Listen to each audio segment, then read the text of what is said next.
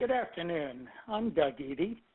I'm talking today with Virginia Jacko, President and CEO of the Miami Lighthouse for the Blind, and co-author with me of our exciting new book, The Blind Visionary, which tells Virginia's amazing true story.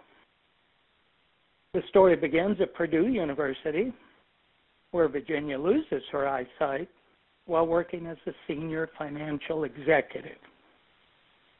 It continues at the Miami Lighthouse, where Virginia enrolls as a vocational rehabilitation student, and only 4 years later becomes the first blind CEO of the Miami Lighthouse in its history. Virginia, you lost your eyesight very gradually. Would you tell us about that? Thank you, Doug. Yes, when a person has retinitis pigmentosa, it's a very slow process. Some people think when you go blind, it's like the lights just immediately shut off. That's not the case. It is so slow that you don't even know what is happening. In fact, the first sign of retinitis pigmentosa typically is night blindness. And I recall one day going to a Girl Scout meeting out in the country, and it was quite dark and there was no contrast.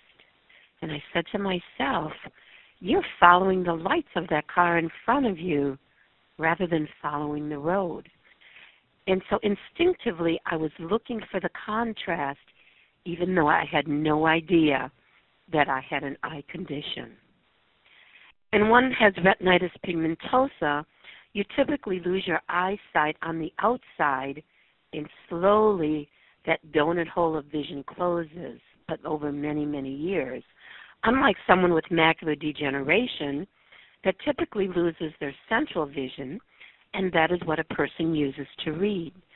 So a senior with macular degeneration is going to feel very blind just because they're having trouble reading.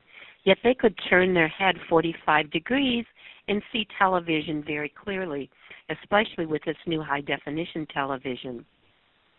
In my situation, I also remember I was a tennis player. I was playing doubles, and my partner said to me, you know, Virginia, you'd be a really good player if you would just concentrate. And so I said to myself, Virginia, concentrate, concentrate. And I was getting ready to accept a serve, watching the ball come from the other side, and I said, come on, you're not concentrating. Now looking back in retrospect, for a split second, that ball must have been in a field of my vision where there wasn't any vision. But once field of vision, you adjust so quickly, you slightly move your head, and then you can see.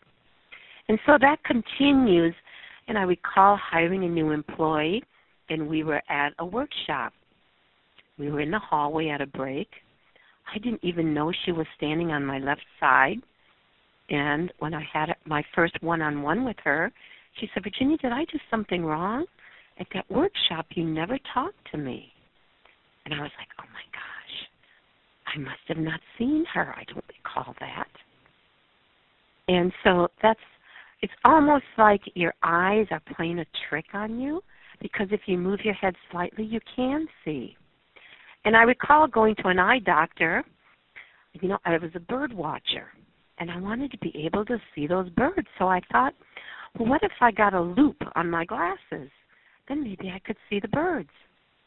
And he moved that loop in different places. This is after many years of having retinitis pigmentosa and not even knowing it.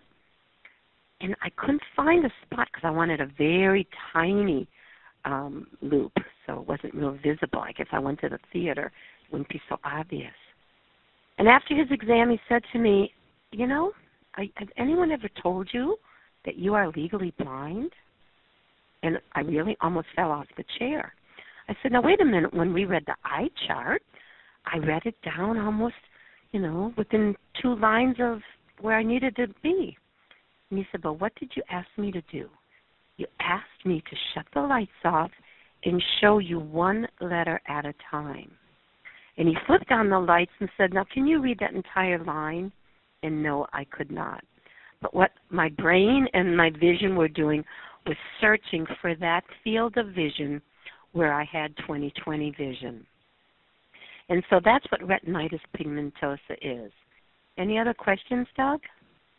Well, I think that will do it for this first conversation, Virginia. Thank you very much. Those of you listening to this first podcast with Virginia can find our book, The Blind Visionary, at www.theblindvisionary.com. That's www.theblindvisionary.com. I'll be talking with Virginia several times over the next few days, so watch for our next podcast. Thank you, Virginia. Good afternoon, everyone. Thank you, Doug.